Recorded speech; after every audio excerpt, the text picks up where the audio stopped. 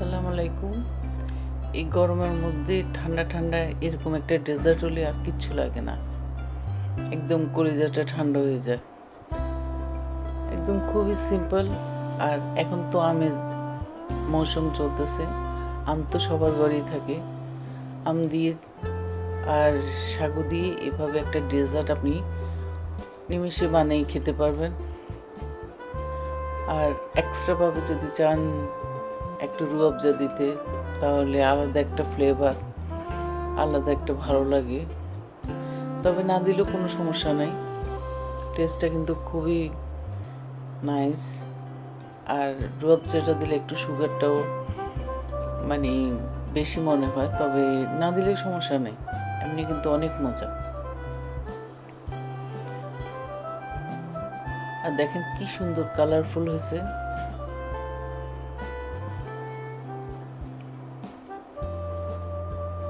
আশা করছি ভিডিওটা ভালো লাগবে। আমি ফুল রেসিপিটা দেখিয়ে দিব।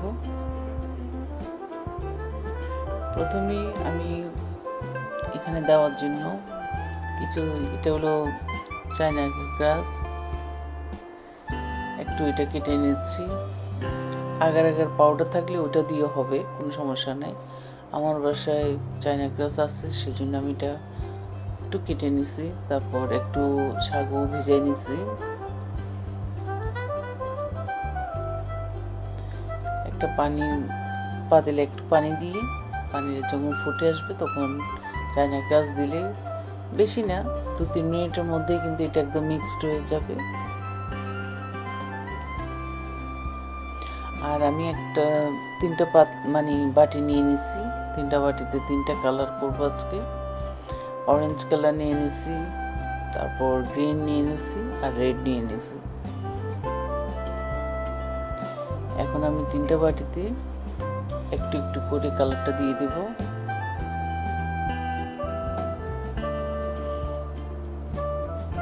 অরেঞ্জটা দিয়ে দিলাম, এরপর আরেকটা বাটিতে দিয়ে দিব গ্রিনটা, তারপর আরেকটাতে দিব রেডটা। তার মধ্যে আমার চায়না গ্রাসের লিকুইডটাও রেডি হয়ে গেছে। এখন আমি একটু একটু করে ঢেলে নিব। 3 বাটিতেই আমি ঢেলে এটা আমি ঠান্ডা হতে দিব। একটু পরেই কিন্তু এটা জেলি হিসেবে বসে যাবে।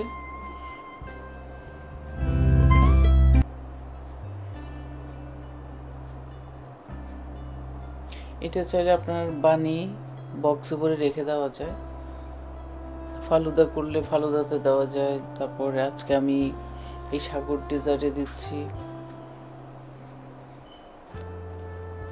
যে কোনো ডেজার্ট ইউজ করা যায়। বাস এখন আমি এটা ঠান্ডা হওয়ার জন্য ওয়েট করব।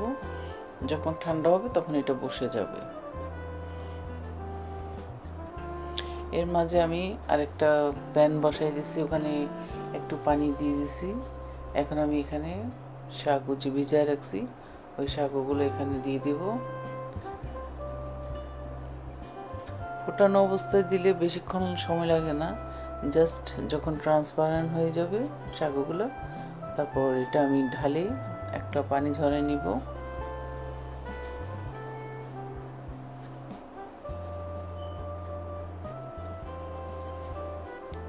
এটা আমার হয়ে গেছে। এখন আমি একটা ঝাঁঝরের মধ্যে ঢেলে বাস নিয়ে ঠান্ডা করে রেখে দেব।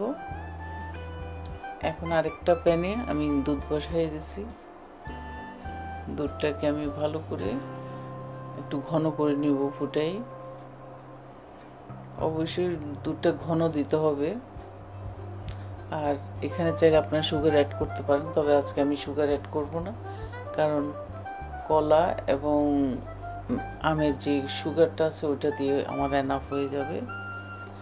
খুবই হেলদিভাবে আমি করছি, আপনারা চাইলে এখানে সুগার ইউজ করবেন। আর আমি এখানে 3টা আম নিয়ে নিয়েছি আর একটা কলা নিয়ে নিয়েছি।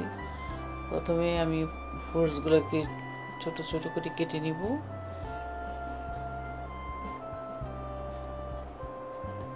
তারপর আর এই যে জেলিগুলো বসে গেছে, এগুলোকে এখন কেটে কেটে নিব।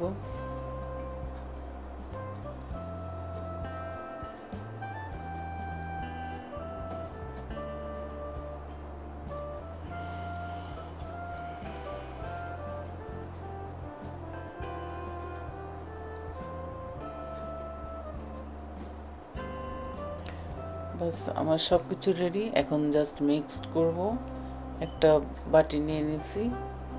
প্রথমে এখানে দিয়ে দিব আমি দুধটা।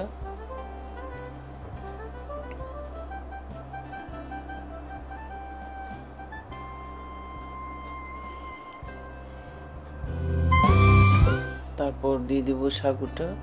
সাগুটা দেওয়ার পর একটু সময় দিতে হবে, এর মধ্যে খুলে যাবে।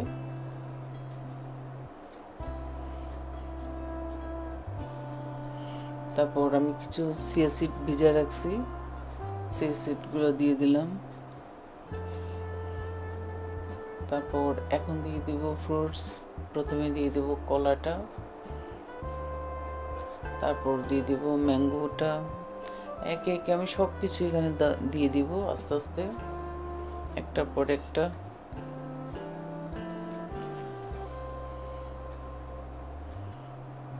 তারপর এখন দিয়ে দিচ্ছি জেলিগুলা। 3 কালারের জেলি আমি অল্প অল্প করে দিয়ে দিচ্ছি। সবগুলো দেওয়া যাবে না, সবগুলো দিলে অনেক বেশি হয়ে যাবে। আমি এখানে অল্প যতটুক লাগবে আমি ততটুকুই মিক্স করতেছি। তারপর এখানে আমি এক্সট্রাভাবে কিছু বাদাম দিচ্ছি, কিশমিশ দিচ্ছি, কারণ আমি হেলদি ভার্সন করছি। আগেই বললাম আমি সুগার ইউজ করি নাই। এখন আমি এখানে কিছু বাদামও দিয়ে দিব। আর দেখেন কি সুন্দর কালারফুল হয়েছে, আর এটা খেতে এত মজা। কাজু বাদাম আর কিশমিশ দিয়ে দিছি। আমার এটা কমপ্লিট। এখন আমরা খাবো। এখানে আপনি চাইলে রুয়াবজা দিয়ে খেতে পারেন, একটু সুগার লাগবে, না হলে এমনিতেই অনেক মজা। আশা করছি ভিডিওটা ভালো লাগবে। ভালো লাগলে অবশ্যই লাইক করবেন, শেয়ার করবেন, আমার চ্যানেলকে সাবস্ক্রাইব করবেন এবং আমার ফেসবুক পেজকে লাইক করবেন। আল্লাহ হাফেজ।